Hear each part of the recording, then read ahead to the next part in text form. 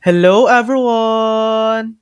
In this video, I'm going to show you how to recover a deleted Strava activity. First, open the Strava app and tap on You at the bottom of the screen. Next, tap the settings icon in the top right corner. From there, scroll down and tap on Help. Then tap on Support. In the search bar, type I need support and you'll see the option to contact Strava support.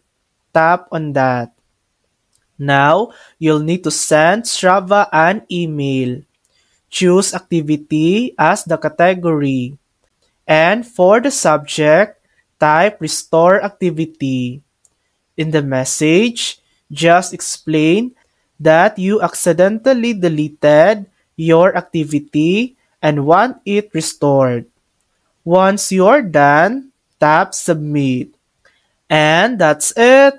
Strava will review your request and help you recover your deleted activity. Thanks for watching! If this video helped you, please like and subscribe for more helpful tutorials.